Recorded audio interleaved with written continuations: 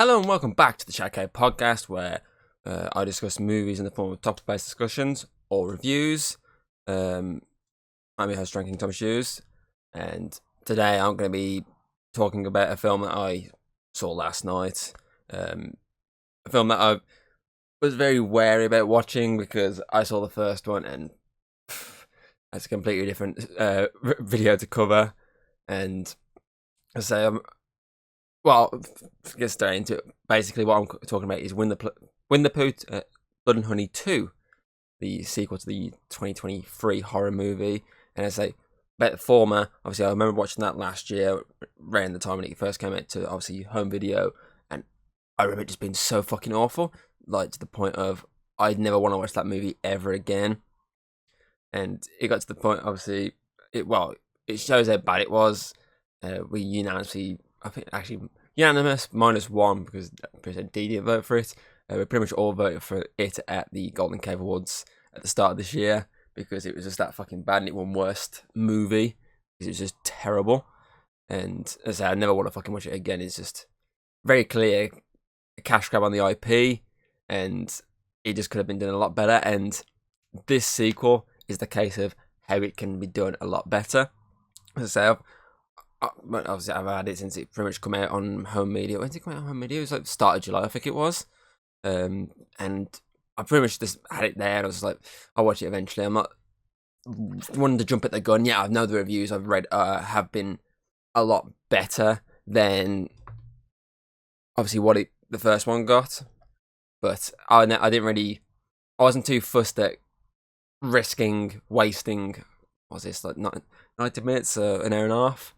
I didn't really want to risk an hour and a half for a piece of shit. I've already done that once this year for another film and regretted it entirely. But that being said, I was tired. I was like, fuck it, I'm going to watch it. I've got nothing else to watch. So I put it on. And honestly, it's a lot better than the first one. It's a fucking actually entertaining. So that straight away just shows that they used the money they earned from the first one, which they said they're going to put more budget into this one, and they put a couple of million into it, and you can tell straight away. I mean, the character designs when they first revealed them instantly are fucking much better. Rather than rubber masks, they actually are masks, but better designed, and they look less, serial killer and more actual monsters, and that's kind of what I wanted from the first one, but never got it. They went more the serial killer vibe, and it just didn't work, mainly because they look cheap as fuck. Don't get me wrong, it still has issues. I'm not going to fucking sugarcoat it and say, oh, it's the greatest movie ever. It still has issues. Obviously, there's a couple of CGI moments in it that you look at and go, a bit dicey. And there's obviously the acting is passable. It's more passable than the first one was. But yeah, it is surprisingly an entertaining film. I think for starters, the fact that it actually has a plot. Once you get past the budget side of it, obviously once you get past the fact that they put more budget into it, I think once you look at the fact that there's an actual plot properly this time, because if you've seen the first one, basically the plot is Chris Robin goes back to obviously the Hungry Draco Woods, finds out obviously Pooh and Piglet specifically are more feral. Even though they look more fucking plastic, but they're more feral because of him leaving, and obviously the result of cannibalism killed Eeyore, and basically they're now psychopaths. And he gets captured by his fiance. I'm pretty certain she wasn't his wife at that point. His fiance basically gets massacred by him, and basically he ends up having to help a bunch of. Well, they not really say sorority. It's set in England. I say that, but there's a random American bunch of people in it. But basically, he ends up helping a bunch of women vacationing at a cabin in Hundraker Woods, who basically been hunted by Winnie and Piglet, and obviously they're going around massacring fucking as many people as they can. He ends up helping them. Obviously, shit goes to fan, and he's the only one that walks away. That's obviously that. Yes, that was a big spoiler for the first one, but here's the but: you don't have to watch the first one to watch this. For starters, they retcon the entire first movie. They use the footage of it as a movie within the movie. So you don't really have to watch the first one. You can literally probably just jump straight into this. It practically explains enough, and so it explains enough not just at the start, it explains enough throughout of basically that something happened, and basically that's why they're tearing up against Chris Robin, or divided at least on him. So it can't, as I say, the fact it gets rid of, like, the first one has happened, but you could always take it as it didn't happen exactly as you saw in the first movie. So you can kind of just take that and just imagine that the killers in it were more looking like the monsters we got in the second one. And as I say, the fact it did that is excellent. As I said, there's a lot of twists and turns throughout the rest of this movie, adding more. I can't really say exactly because it's spoiler territory. I don't really want to spoil this too much. But obviously it adds like a massive plot point that obviously wasn't in the first one. I don't remember them referencing his brother going missing, or so getting kidnapped. That's obviously something that I can say that because obviously they mentioned it in the trailer for this one. If you haven't seen the trailer, then I've spoiled a slight plot point in this. And obviously in this one, he goes to therapy to deal with it. And he's trying to remember what happened. And on top of that, obviously Winnie, Piglet, Tigger, and Owl are now going on a killing spree, targeting the actual the population of Hundrake Woods, not just the people that go into the woods.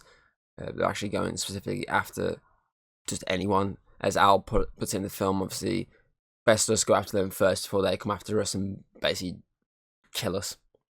So it's basically like that. And I would say one thing I do like about this as well, first one is basic, but this one actually kind of designs their killers after well-known established killers. So obviously you got Winnie the Pooh in this, is basically Jason, with a mix of Leatherface at times. Piglet, there's not too much to say about Piglet. He's not really in this that much.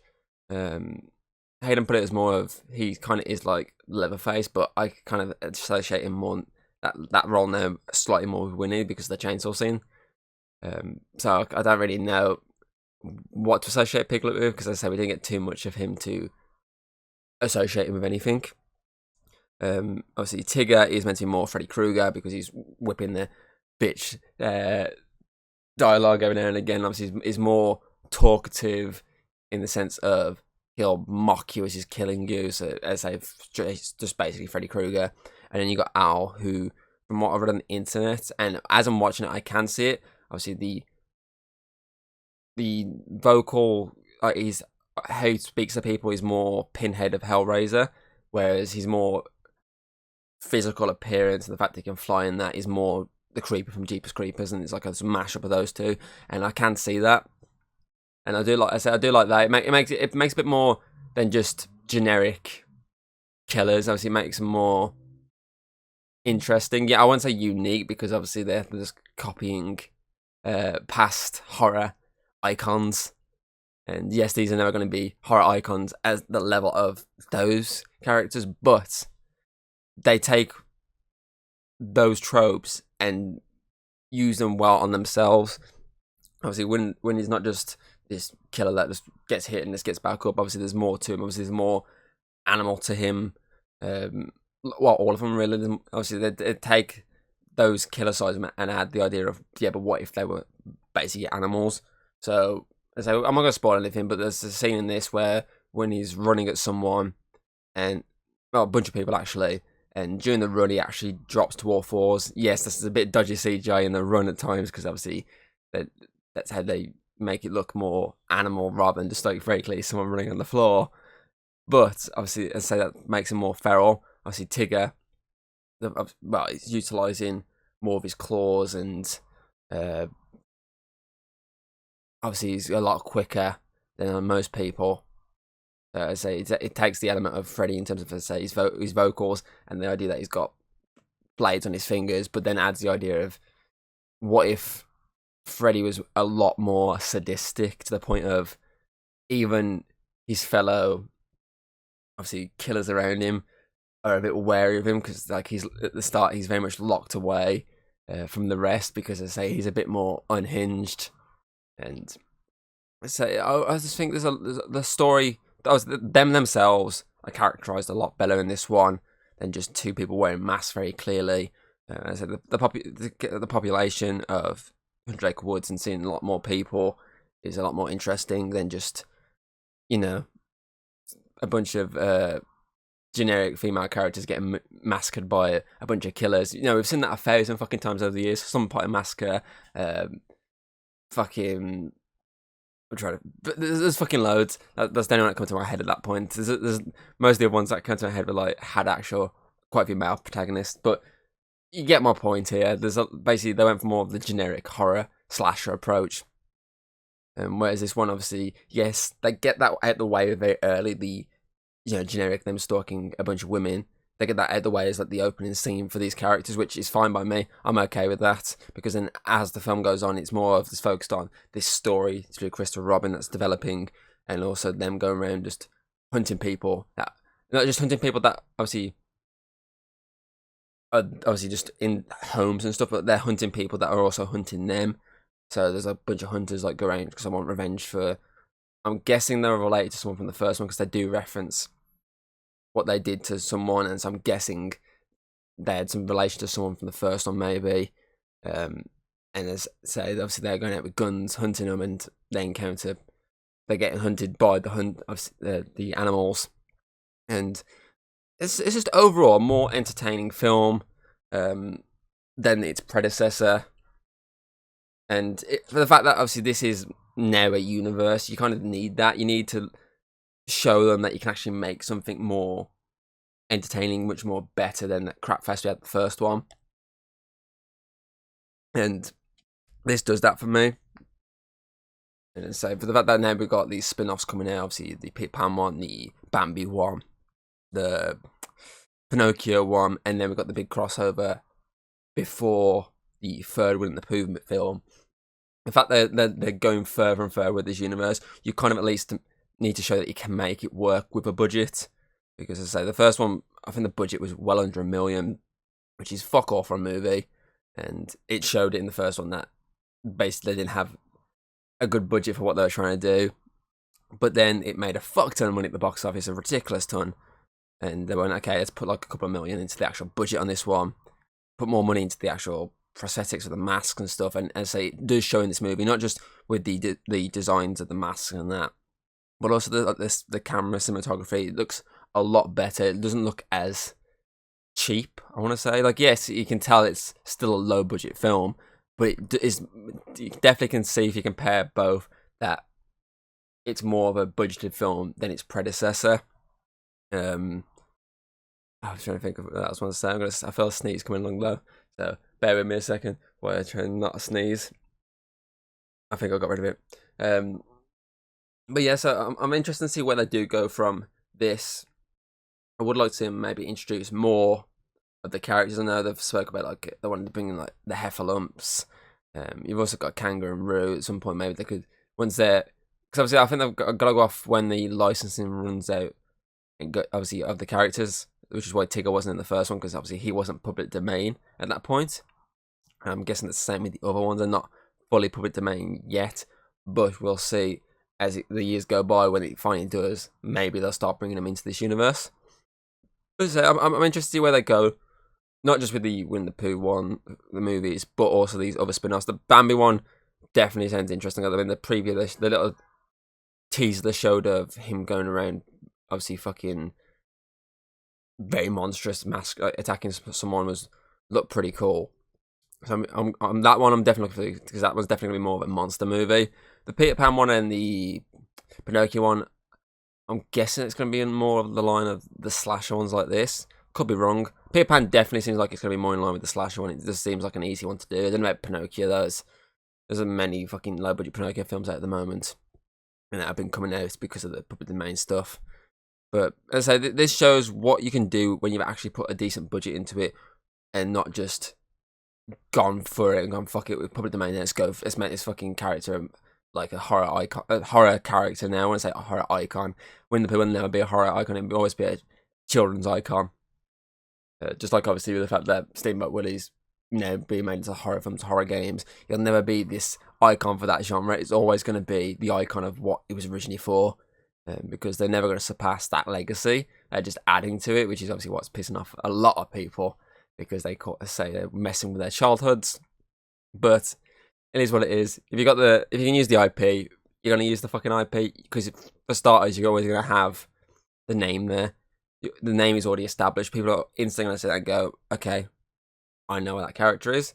Let's watch this. So yes, you could just make a film and use the same plot line, use all the same stuff with just random stuff you make, but you're always gonna get more attention with the IP than you are with the basic brand new characters. It's always the same with movies and TV and everything. So this is no different. So it makes sense why they go, okay, public domain, Winnie the Pooh, it's turned into a horror film. It's gonna get people talking, and that's what it did. It got people talking enough that a lot of people went to it. It's made a fucking millions, not millions, but a reasonable amount for the budget it had. And then we got this one, a much better movie than the crap fest that was Blood and Honey. But I do like with this as well that obviously with the movie within the movie, I say with the first one, they would swap the name out, so it's called Honey and Blood, the Christopher Robin story. I do like that. That is quite humorous. And so it's just overall so much better. The kills are a lot better. So the acting's much better, but it's not amazing. Special effects are still pretty weak. Story is a lot better because there's an actual story there. And I just think overall, visually, it looks better quality than the first. And as I say, the first one, I finished watching it and was like I think I streamed it, if I remember correctly, and I was like, I really wish, I really want my money back for that. I mean, I think I might have streamed it. I might watch it with Hayden. I think I might watch it with someone else, can't remember. And I remember saying afterwards, I know I didn't pay for this movie, but I wish I want my money back. I want some money back for watching this. But this one, definitely I'm walking out going, no, you keep my money. That was actually a pretty good movie. Not a letdown. It pretty much was, as I say, it's exactly what I realistically would have wanted from the first one. Obviously at the time I probably wouldn't have, the story twist they went with, I definitely wouldn't have thought that and said, oh, I want that for the first one. I definitely wouldn't have thought that because it was kind of caught me off guard heavily. But now still now I go, okay, yeah, this is a much better start. They may as well start to eradicate the first movie entirely and say this is the first one.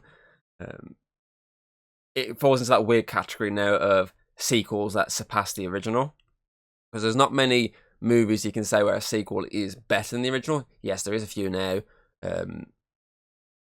but it's very rare. But that would happen, as I say, especially like horror. Most horror movies, the original one is always notoriously the popular one. I.e., you look at Halloween, that's the one that everyone talks about the most out of all the rest of them.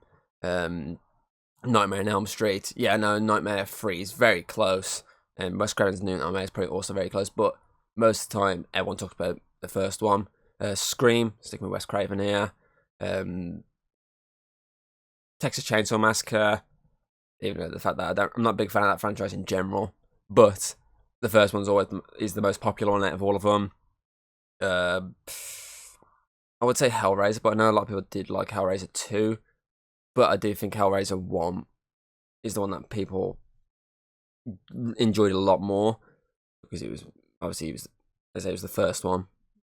And I say Jaws 1's better than Jaws 2, and its sequels. So the list does go on where the original one is always the better one when they're doing sequels. But as I say, there is a few out there that do surpass the first one in different ways. It could always be this better story, just better characters, and just an overall better experience. And this one, for me, falls into that category of it's the better experience, it's the better movie. If you're going to choose one or the other, you choose the second one over the first one any day of the week. Because I think, as I said, I've never done a review on the first one, but I will say now, my rating on the first one was like 1 out of 10. Like, it was that bad.